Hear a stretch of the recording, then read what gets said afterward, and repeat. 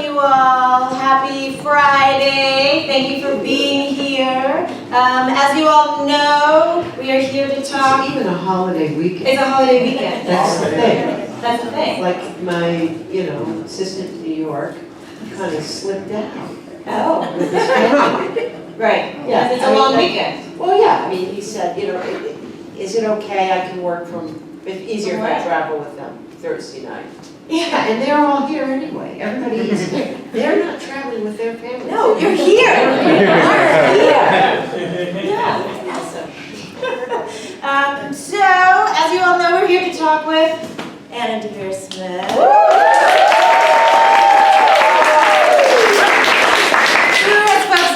Artist, performing artist, professor. I think of you as an ethnographer, really, of U.S. society and culture. And her field methods are interviewing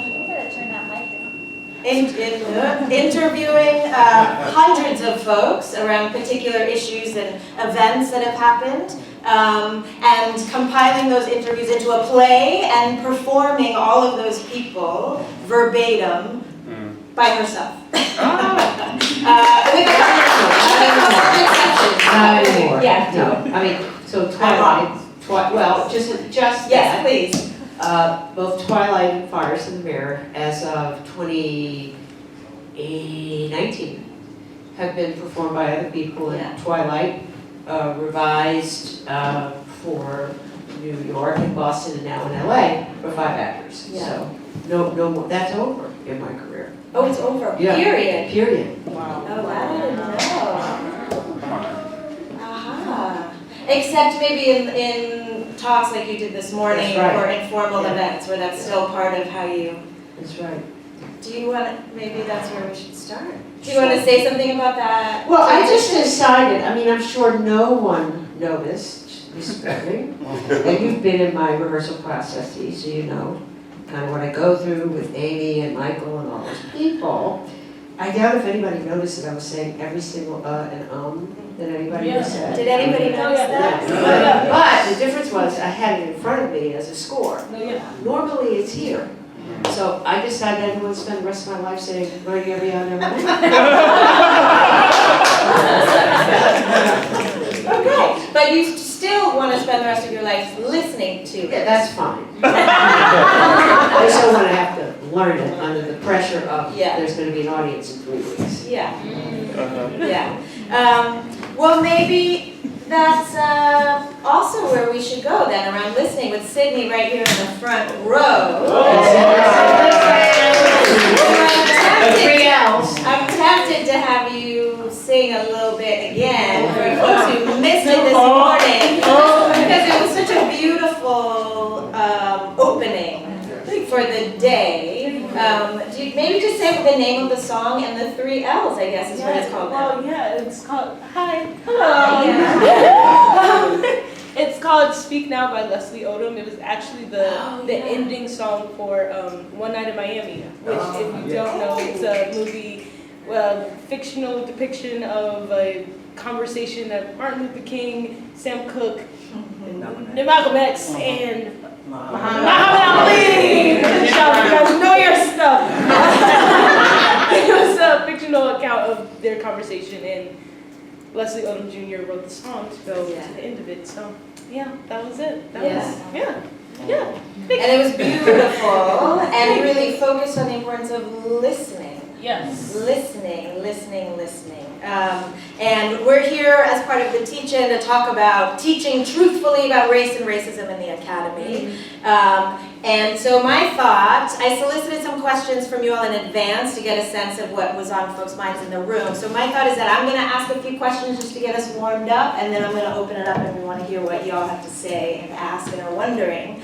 And my thought was I was thinking about these categories: teaching truthfully, what is this truthfully thing, race and racism, and the academy, or spaces of teaching and learning. So I have a couple of questions in those categories, and then we'll see what we will see. But the first one is around this listening. And in your work, which is so much about truth-seeking, maybe you can say something about, take us inside a bit of your process. How do you decide who to listen to? And how do you get folks to speak truthfully? How do you get the ums and and think about truthful speech? Well, I'm not looking for the truth, I should say that. As Johnny Cochran told me, there are three this is more relevant, is that there are three sides to every story: yours, mine, and the truth. So I'm not looking for the truth. I am looking to unravel something that seems very complex, in which I know that people have resorted to simplified sides of the story. And that those simplified sides are very far from the truth. And the truth is that it is complex, you know. And so I'm a dramatist, so I'm interested in catastrophe. And I go to catastrophic moments or possibilities that are very entangled, and I try to untangle some of the strands so that it's in better display, right? And the only good thing about catastrophic moments, I think, is that everything's upside down, so very few people feel they can walk around and saying everything is as it is. Or, you know, they have to say, well, that was then, and now we have to look at it differently. And it gives me an opportunity then, because people usually have a very strong will to communicate, because they still are holding their truths, to go and talk to people. And the people I'm most interested in are the people who are so hit by the thing that they don't know. And that's really where I get unfinished sentences and unusual architectures of language, and a lot of music, and then it's ready to come to the stage, because this is not a courtroom. It is not a magazine article. It's not an essay, and it's another thing that has to be at a kind of more accelerated form of communication, right? And so that's what I'm looking for, and that's what I go looking for. Yeah, and not so interested in the people who speak in full sentences. Every once in a while somebody does. Like Cornel West, which interestingly enough in Twilight now, pretty much everybody plays their own race. And Cornel West is the only figure in the entire play that I could go through what he told me back in the 90s and look at it really carefully line for line and see that, oh, this actor could say that line. And it's not about race, it is about race. But that actually sort of dramaturgically, interpretively, it was a moment in the play that everybody can say something and it makes sense. And in fact, the assistant to the associate of the president at Union Theological Seminary, where Cornell now works, saw the play and was very excited. He said, I had to go back and tell Cornell he's the only one that needs to be played by 5 people. It's like a very complex idea. Yeah, it's a complex man. Yeah, I love that. I love too this idea of not looking for the truth, but looking to untangle the knot the multiple knots we may be in, and what are the different threads of that. I know too that, and I've heard you talk about, that it isn't just the voices of the folks that you're listening to and interviewing that are part of this, I don't want to say truth-seeking project anymore, but this untangling project maybe. But it's also, I heard you talk about, it's about the team of folks you assemble in the room. And I've heard you say that you try to get the right people in the room, you share the work where it is, hopefully they then argue about it, and then you go home, revise, sort of rinse and repeat. And I know too a little bit in the Institute of the Arts and Civic Dialogue, which maybe we can talk about as well, that this idea of not just supporting folks to make work, but also organizing communities of dialogue around that, right? So maybe, I wonder if you could say something about that, the role of the other voices that are integral to your process of dialogue, of essential debate, perhaps. That's a really great question. And, you know, sometimes when I say it's a really great question, it means I don't know the answer. In this case, I think the question's frankly worth a book. Because and I don't want to leave room for other questions, so I don't want to, I'll just say that, there are no one-person shows. Let's just face it, the first thing that's not a one-person show about my work compared to other one-person shows, and there were many when I started doing this work, is that it starts with, number one, I'm talking to this person there, right? So that it starts in a conversation. And then, so there's already two people, right? It's not just one, and then it ends up being many of those people.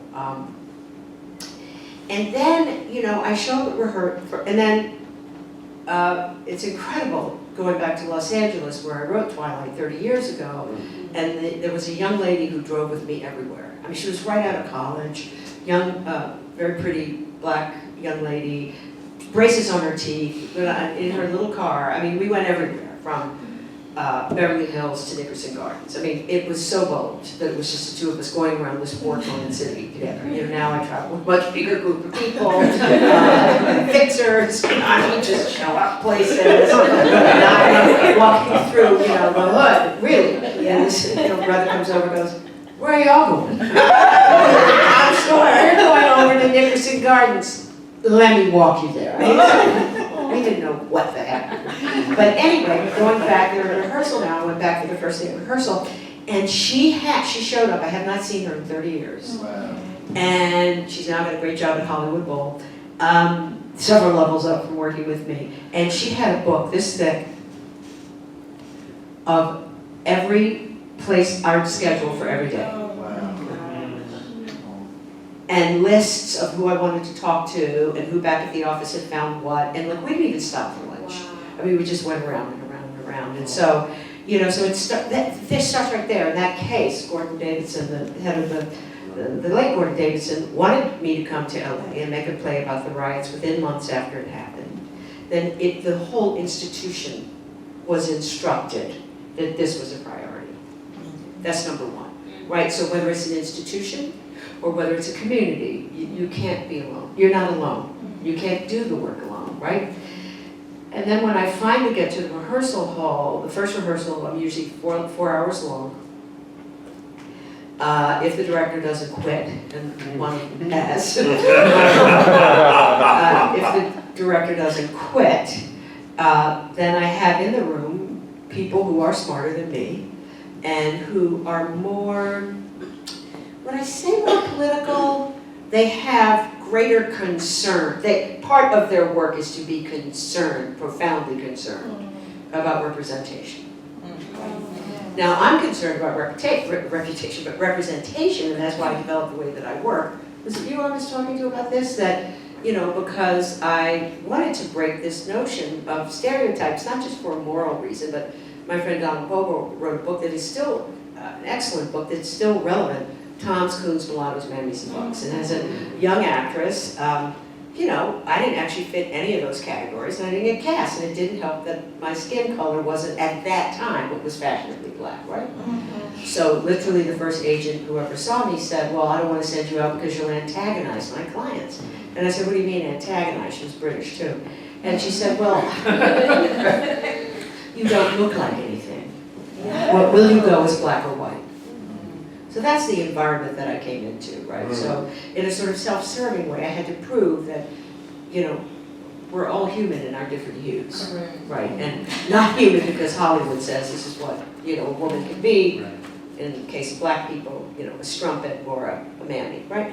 So I was already looking to see differences in people. People say, I see everybody the same. I don't. I'm really interested in specific differences, and none of us are alike. So, but the people who work with me are more conscious of how audiences, and particularly academics, think, right? And the culture people. So, Doreen Kondo and Elisa Solomon, I watch them fight with the director, and then I don't fight. I'm not really good. I'm bold, but I don't really like arguing.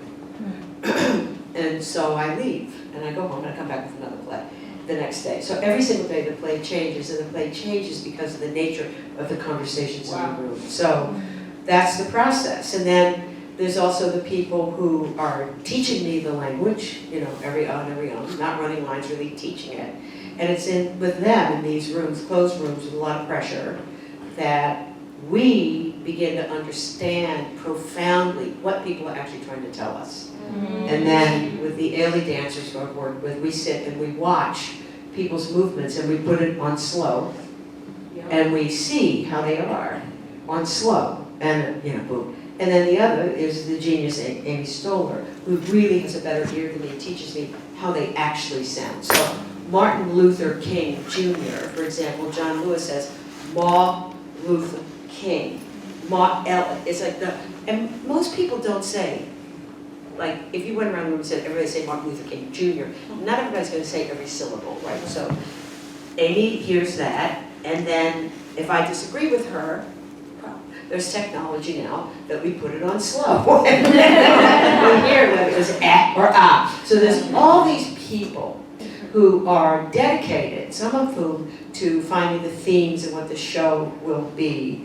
And then others of us who are really, really dedicated to the human beings. Yeah. Wow. And how they actually are. Really, the way people look at babies, you know. Oh, she said her first thing, my baby walked today. I mean, we're really looking like that. Like, the only person who looked at you like that was your auntie or your mama or your older sister or your father. So there's a lot of love in that study room. And then lastly, which you were involved with, is the people, in the case of Notes from the Field, you know, who's in the audience? What do they think? They're there. They're not just buying tickets. They have something to say too, particularly about something as serious as the School of Prison Pipeline. Yeah. I mean, there's so much in that. And I really, I feel like the opportunity here for us today is not just to, yes, to talk about the theater, yes, to talk about the arts, yes, to talk about your extraordinary process, but also to learn from your decades of investigation into the American character and the knots that we get ourselves into, and to learn from that. And so one of the things I'm hearing is about the essential nature of deliberate community. Right? The essential nature of being clear about who you invite to support your investigation, your action, your work. Do you know what I'm saying? So just because I know folks are here from all kind of departments and majors, not just us PA folks in the room, right? Like, there's performing arts people. Who else is in the room? Just shout out what you're studying, what major you are. Creative writing. Creative writing. Journalism. You have journalism in the house? Communication disorders. Can you just say something about what that major is about? Yes, it's learning I was hoping y'all would be here. It's basically pre-speech language pathology, so everything about the body and how people produce speech, phonetics, anatomy, physics, all combined into one major step. Wow. Yeah. Wow, so cool. Yeah, so I was going to ask one question, but now because you're here, are there other folks from this department here? Well, because you're here, it makes me want to ask about what you call authentic speech. Oh, there isn't any, is there? Well, you talk about how you said you're not interested in the truth, you're not interested in complete sentences, that you're studying. I just think everybody's very original, at a certain point, right? So if I were to talk to somebody, they don't do it anymore, but let's say in the 2000s, early 2000s, around 2010, let's just say most of my students were at performance studies. Most of them were saying everything like it was a question. Mm-hmm. So if I were to interview one of them, I would wait until they stopped doing that, the upward inflections, to start to listen for when they make original arrangements. Ooh. Yeah, that's something I've heard you talk about. Shakespeare, next for the PA folks, around Shakespeare's language has a very deliberate rhythm, and when that rhythm changes, that means something new is happening. Well, that's what my teacher said. 2 nights ago, I saw 12th Night of the Classical Theater of Harlem. And there is this one moment where I think Olivia says something like, she says what she's saying is it doesn't scan right. Do you know what I mean? She's saying, she's reading something and she says, says basically, I got to look up what that line is because it's so exactly the case. So, right. I mean, when do people really have to go and find other music and other sounds in order to make themselves known, right? And Bertolt Brecht, the German dramatist, wrote a very interesting essay that had a lot of resonance that I didn't find until, 12 years into this work, called Street Scene. And the idea was that if you were go in the street after an accident and you asked somebody what happened, words would fail them, and so they would start to act out what happened, right? And that's when we make these other sounds. Well, the car came down and just went wham up against the big boom. So then, that's dramatic. That I need to get this illusion that I'm somebody other than me, it wasn't always me. But yeah, and it happens at, as a black person too, like with Aunt Esther. I grew up with people who had, they really were great storytellers. There was a lot of this, a lot of that. And when people get up, and you hear the part of the Aunt Esther speech about these guys trying to stop her on the street, and she said, "You didn't know me when I wore my Johnny Walker heels or whatever." And, these guys tried to rob her. She said, "I got up and I say, come back here, you bums, come back!" I mean, right in the living room. Right in the kitchen, it's a whole show. So I grew up with those kind of people. Yeah, great. I think I'll ask one more question and let you all know that then it's on you. So start thinking, get your questions ready. It's a warm up. So I want to go more explicitly to this race and racism part of the topic of the teach-in, right? We've talking about truth. What is it? Maybe it's not a thing. And now this question of race and racism.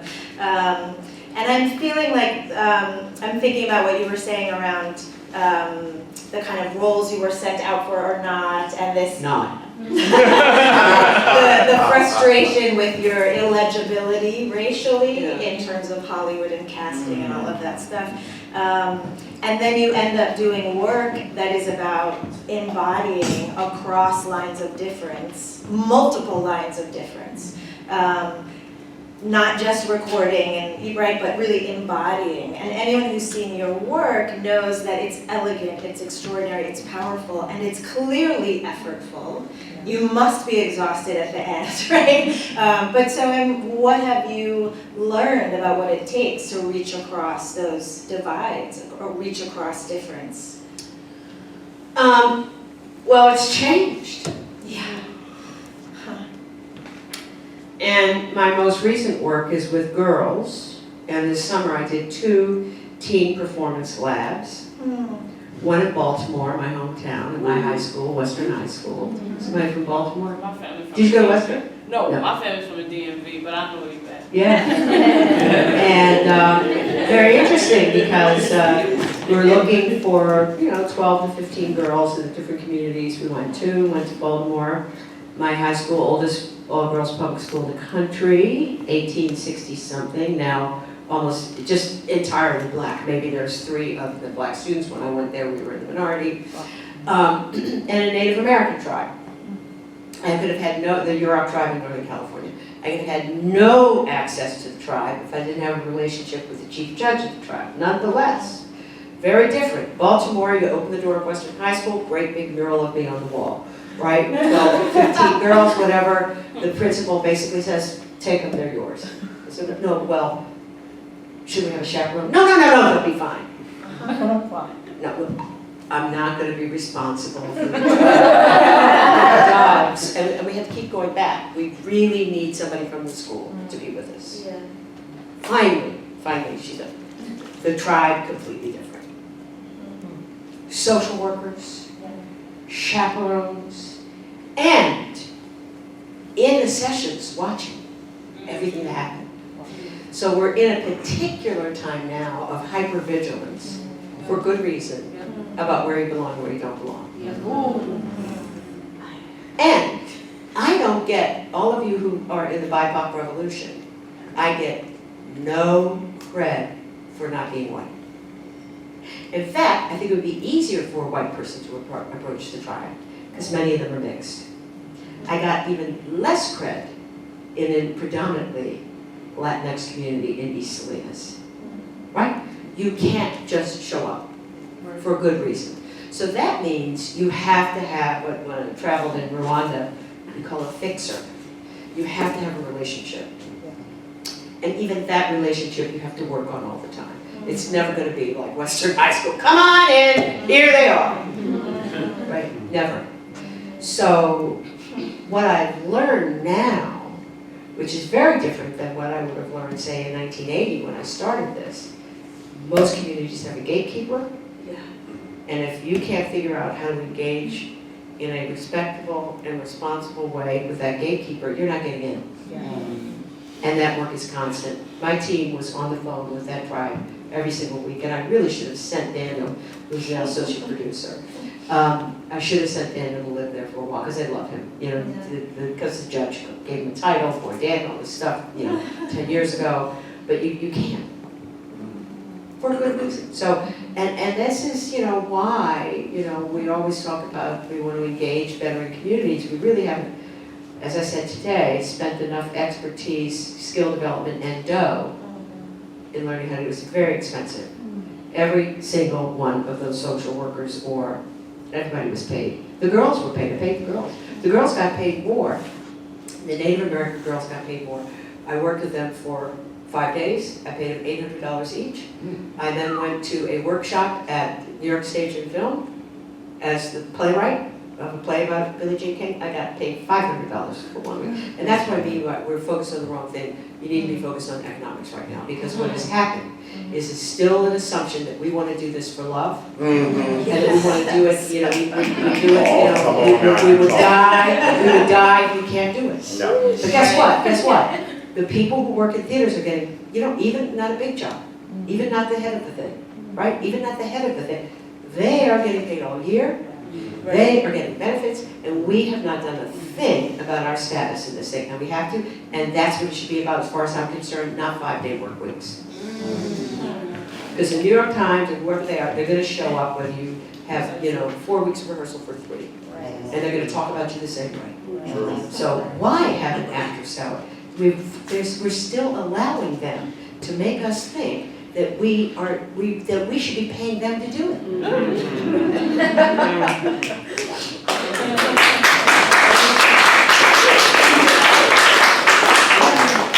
I mean, every time I get my check at the end of one of these shows, I have to be on television to support this, right? Every time I get my royalty check at the end of one of these long excursions that goes this city to this city and finding nonprofit in New York, because, you know, I'm not going to be on Broadway the way I run my mouth, right? I look at that check at the end of it all in New York on my last day, and I'm like, you have to be kidding. This is what I'm taking away after being out in the field, after all this, and getting up on stage and doing that every night? Really? Something's wrong with that picture, everybody. You deserve to be paid. You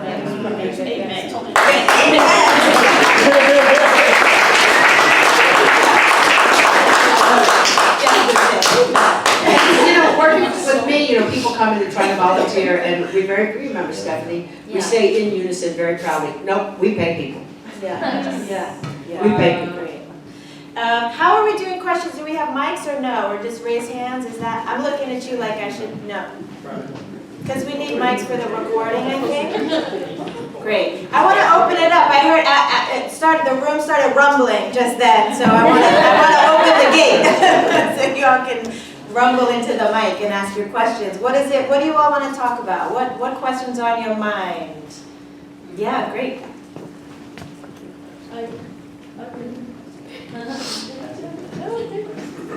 Hi, my name is Carly. I was just wondering if you have, I know this is a difficult question, but like inspirations, people, past or present, like maybe a couple main ones that inspire your work.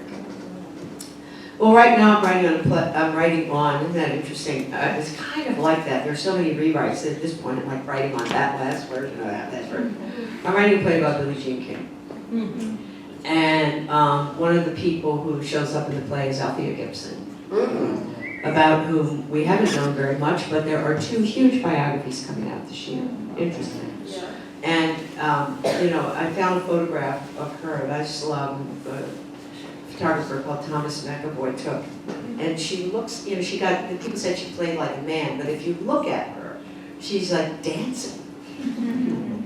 And so I have this picture that I have blown up of her hitting a ball. She looks like she's dancing after the ball. And like that's right in front of me in my workroom, you know, because I'm writing that right now. So, you know, I think there's different types of inspiration all the time. I was inspired today by this.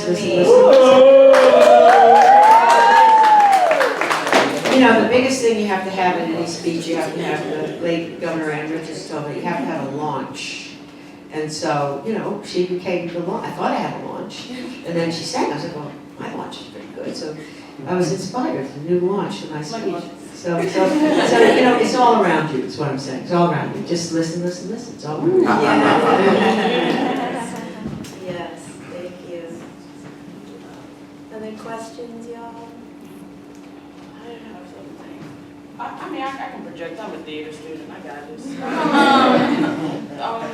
One thing. Your portrayal of Jamal Bryant in those from the field was like completely. It warmed my heart, and I just want to say thank you because that changed my life. That's one. Two, as Black creatives in this institution, how can we navigate our creativity in a really positive way without letting the institutional factor of it kind of weigh us down? Well, I think the matter of institutions in our art is present always. You know, I think it's particular to your situation, but also I think you should look at the history. Wasn't Robbie McCauley here for years? Yeah. You know, so I think Robbie probably opened some roads and make sure you're using those roads. She certainly opened roads for me just by being Robbie McCauley. And so don't forget about history. Don't do the whole thing. I mean, because some groundwork has been done. So try to find out what that was. So you don't, you know, just get steady on that ground. We are always going to be in this. I mean, I worked with the Alvin Ailey Dance Company. That's an institution. Yeah, true. And Judy is the boss. Do you know what I'm saying? And so it's like institutions are institutions. Now, what you can do is try to help make you can help cause the institution to be more hospitable. I like to talk about radical hospitality and radical welcome. And some of that's gestures that you will make to people who come here. You know, so thinking of Ailey, which is an institution, right? And look, here's the benefit of having an institution. Alvin Ailey's ballet, Revelations, has been endowed to be played forever. Forever, right? So that's the benefit of an institution. You can do something like that. Or, you know, Judith Jamison told me, she said, I woke up one morning, I said, this is stupid, I need a building. And there's a building. One of the biggest buildings for modern dance, or dance in America. So there's really great things about an institution. I'm very pleased the first day I showed up at the Alvin Ailey Dance Company, terrified to be going on stage with them. The managing director greeted me at the door and said, you are home now. What a thing to say to somebody. You know, so it's like, it's also, it's who can I extend to? Because when you extend to make it more hospitable for you, you're making it more hospitable for a lot of people. Yeah. And then, what are the human things I can do to make these places more welcoming to humans? And, you know, the academy, universities are, by their nature now, about money, and more about money, and more about expansion. So then I think, you know, I don't know what it's like here. I just know the institutions I've worked in and worked in them long enough to watch them get bigger and bigger and bigger. And I think what lasts are the people who can keep insisting on human engagement to be at the center of the enterprise, because they're going to keep building buildings. Not just here. I mean, I don't know enough about Emerson to say anything about Emerson, but I think a mistake of the theater in my generation is these places that started with a heartfelt mission, hole in the walls, now judge themselves based on how much real estate they have. And guess what? They also started way back then to say they were going to be more diverse, they're going to be this, and they're not. But they have bigger buildings. And that's, you know, and boards, you know, are business people, so we have to keep in our little unheard way hollering from the bottom of the well, like that character in Silence of the Lambs. So we have to keep hollering from the bottom of the well, I'm human in here. Right, that's what you do, but you start by being as hospitable as you possibly can to the people around you. I have to name while you're passing the mic that you're talking to some young folks who are doing that work, very much so on this campus. I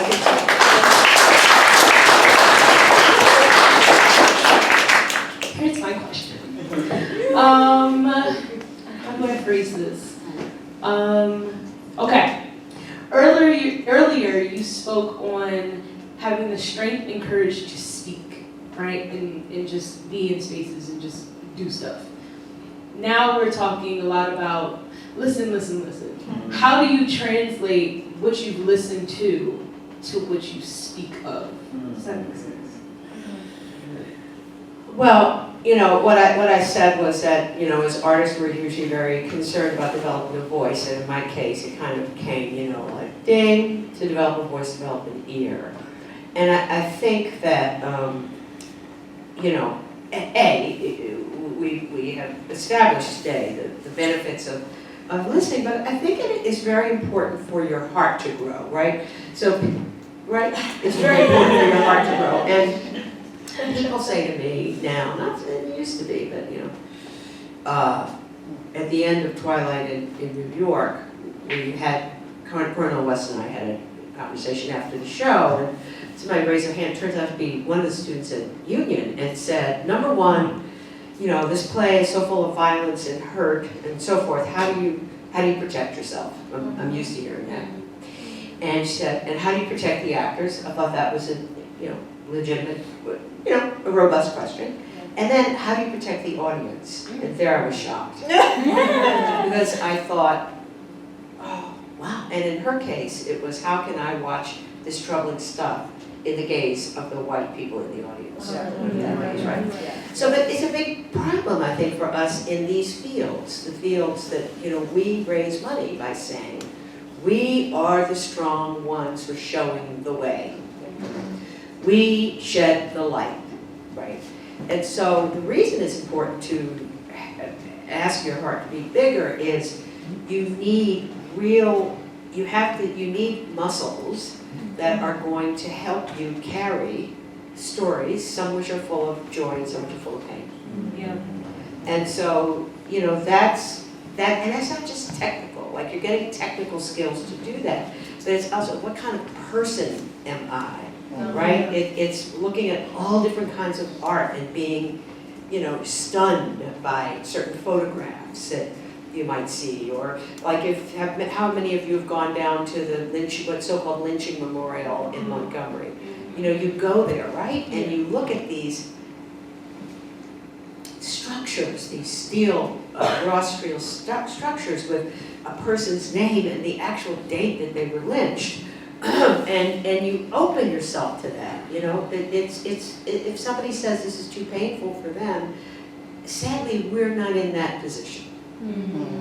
We're not in that position, right? Any more than a surgeon can just break down crying in the middle of a surgery. We've got to be able to hold the stories, and the stories of now are difficult, and we've got to do it. And some of it's going to happen in the classroom, but a lot of it is just how you walk around the world. People are lying on the streets around here. Are you looking, or you walk right? Yes, sir. Right? You walk, or you walking right by. What are you doing? Are you alive? Are you thinking about your career? You can, but you can also take it really seriously. I'm an artist. I am the person who feels the joy and the plight of humanness. One's not necessarily better than the other.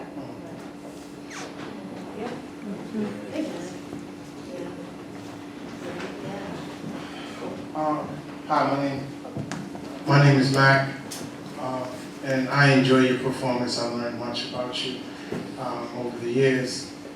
And I guess what I struggle with when I listen to some of the things that you say is, I do get that it comes from a positive sphere, right? Like how do we basically kind of adjust under a system of oppression that acts a certain way, performs a certain way, and asks us to accept a area of gray in between, right? And I guess what's hard for me to try to get to is, and maybe I want to ask you this question, knowing that you've seen much more than I have, right? Is how do you juxtapose dealing with that type of internal, where your value, the value of what you do is not being monetized in the way that it should, right? And that we still are somehow looking to kind of appease and structure in order for it to be monetized, right?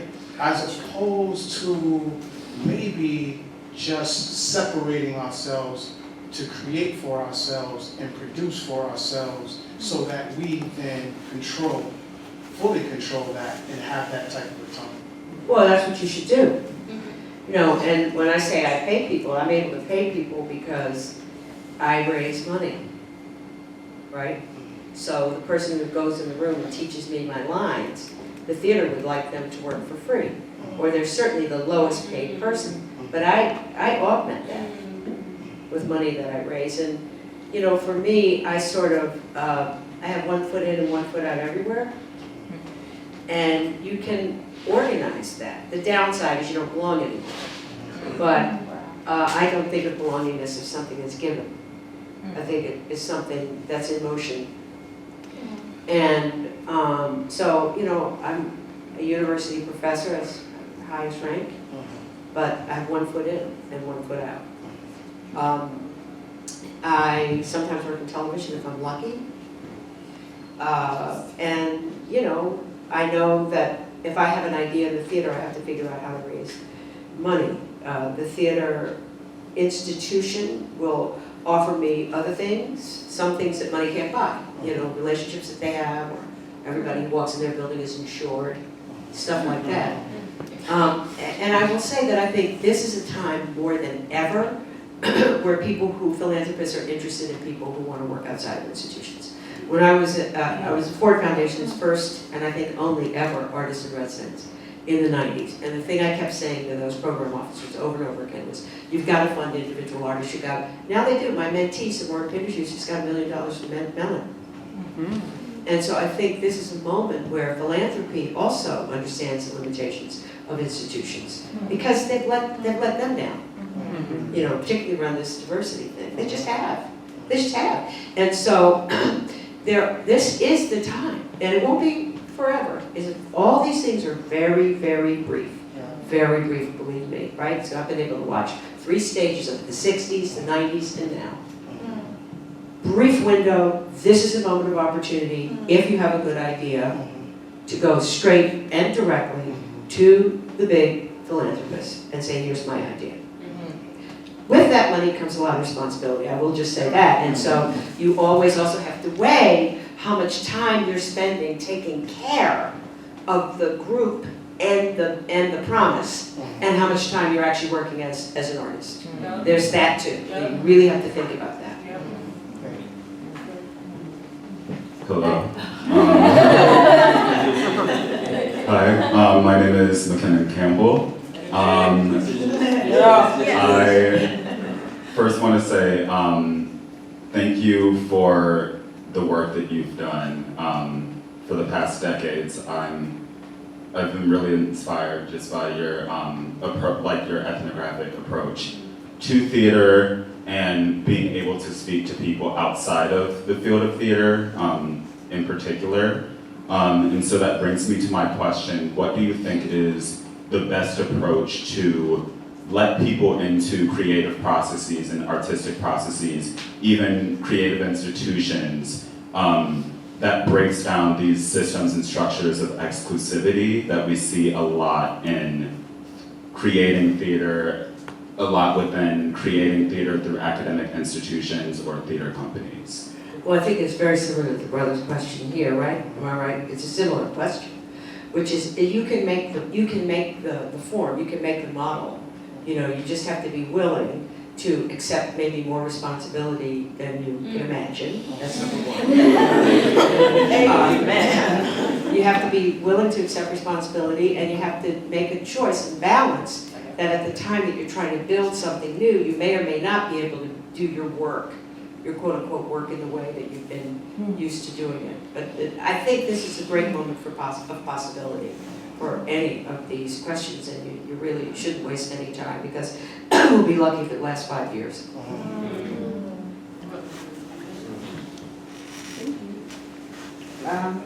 So I'm a creative writing student. I'm a graduate student in the MFA program. So not a lot of theater, but I'm just thinking about like narrative and storytelling. And I'm really interested, as we're all talking about ethnography, something I've been thinking about, even when it comes to communities you identify with or come from, and still not being able to get to that root or language or how people you come from want you to portray them. I'm thinking, so my father's side of the family is from Dominican Republic. So if I go to Dominican Republic, they're like, you're American, which is true.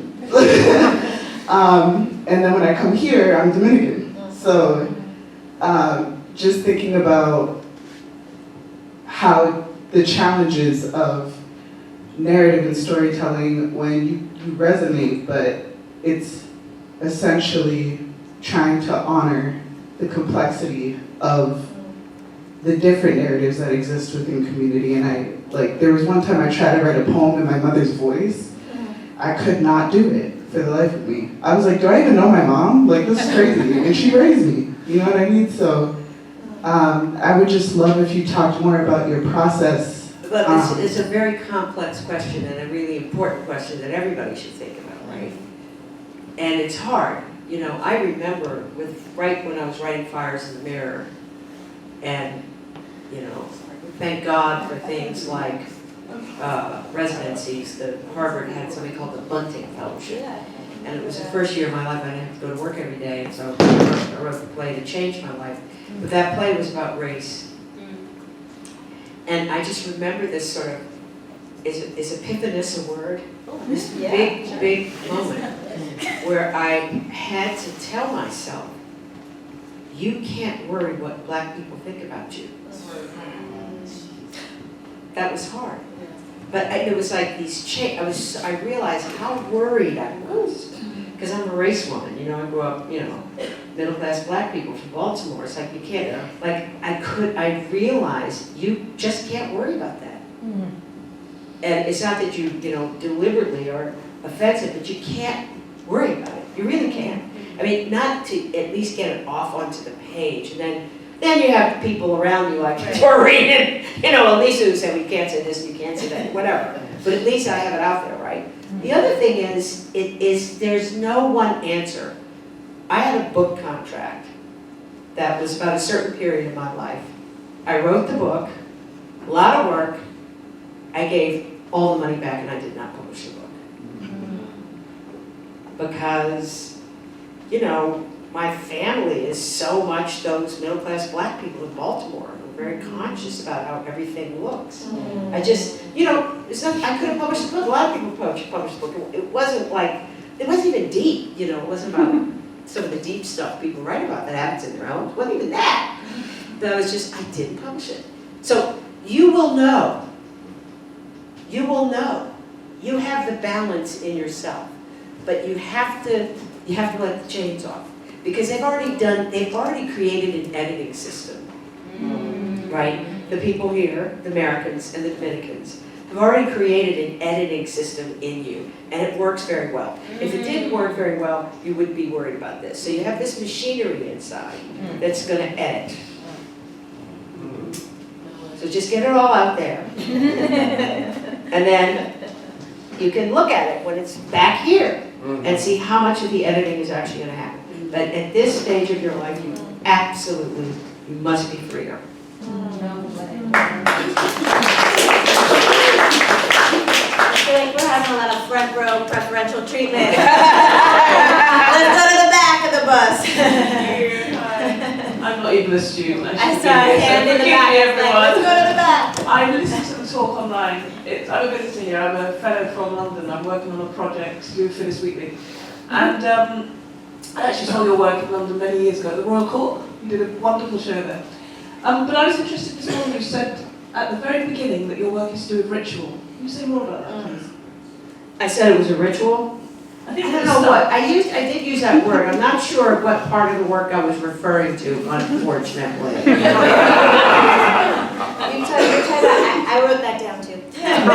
You were talking about it as a ritual of reckoning, those two words together, about, I think, right, about her process being partially about creating rituals of reckoning around these topics, right? I didn't write it down, so you're right. Well, I might have been talking about got it the wrong. teach day as a ritual of reckoning. Oh, the teach-in maybe. I mean, I think So the teach-in is the teach-ins, of course, have a history, right? It's not new, right? There's a new version of it, but I would say these rituals that are very important of how we try to reckon with the past.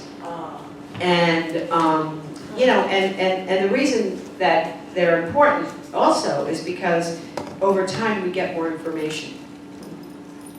So even, who was the professor who started off, and I couldn't hear him back, Samantha's going to send me the written text.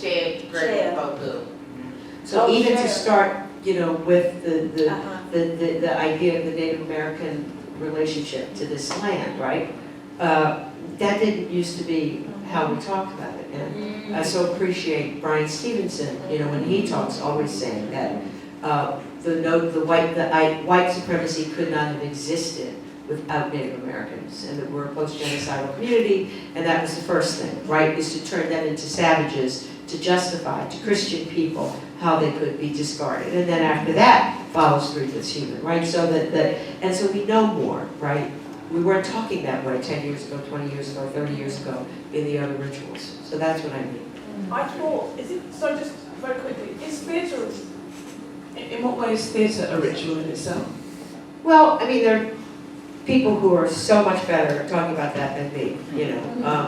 But, you know, I should leave it at that. There are people who are better at talking about it than me, you know, because they understand more about, you know, it, not just in terms of American theater, but worldwide, and what happens ideally when we go into these spaces together to hear and see stories. Yeah, one, right? No, it's now.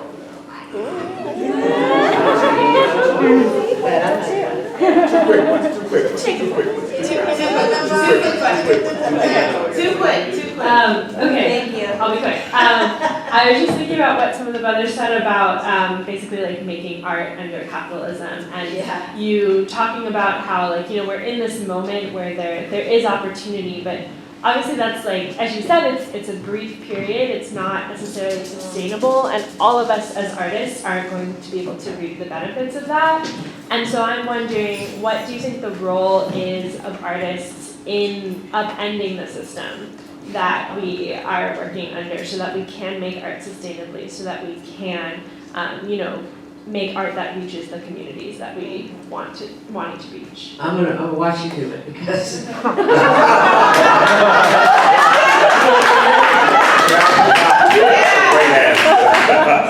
Show us.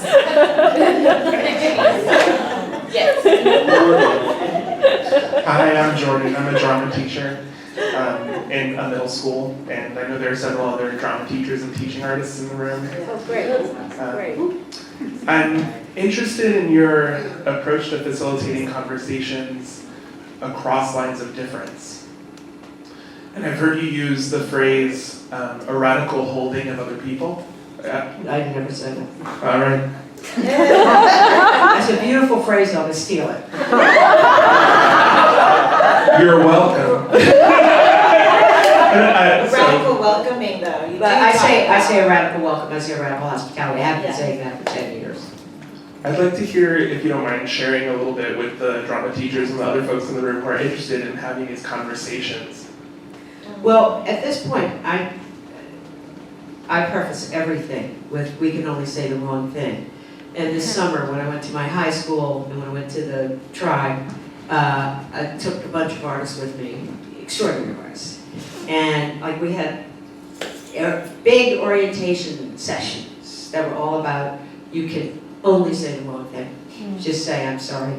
And what's very important is to create a community, which I'm working on, taking this from Patricia Williams. It's not Patricia Williams, a legal scholar, it's not my idea. But the question, how do we create communities of goodwill?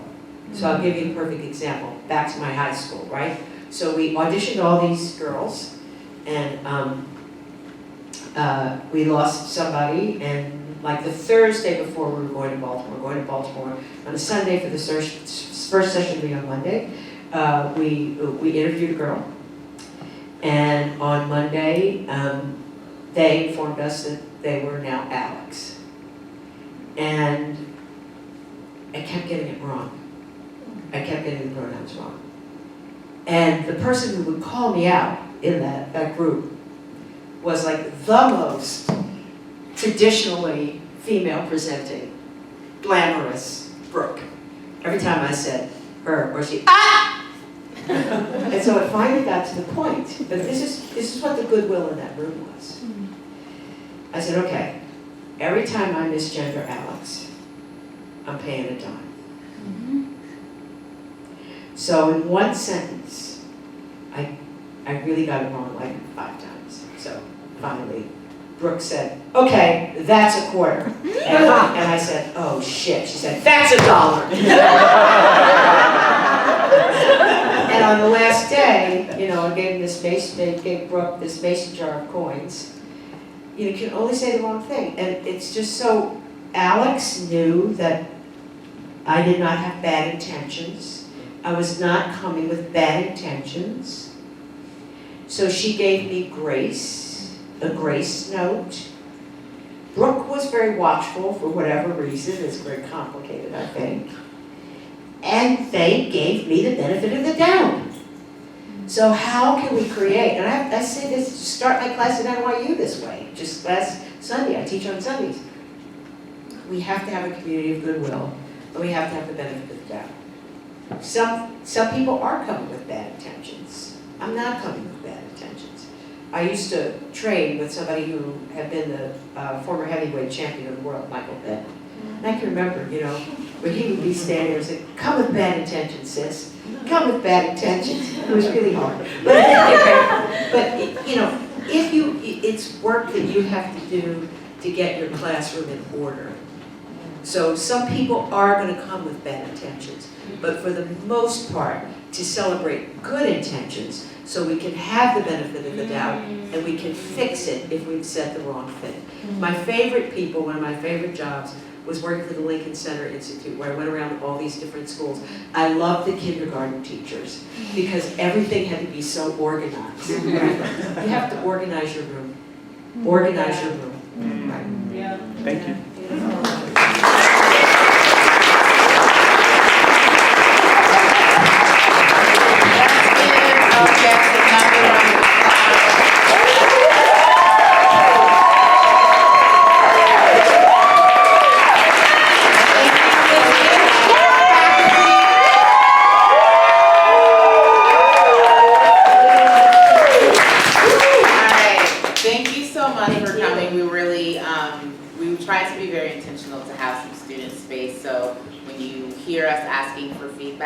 I'm going to give a shout out for student space in general. So the Steppenwolf Theater, do you know how that started? It started with a group of people who went to some school in Illinois, I don't know which one it was, and it wasn't like Northwestern or University of Chicago. And basically, I think the faculty just said, you can go in and use the theater if you want any night, just at night. They started the Steppenwolf Theater, John Malkovich, Lori, all of them. Metcalf. Lori Metcalf. Oh, wow. Jeff. Goss. Terry. Yes. Yeah. It's fine. They all made a mark on American theater, either by starting the Steppenwolf and all the expanded things they did, or their careers in television and movies and on stage. And so there is something to be said for unstructured space for students. I just want to bring that out.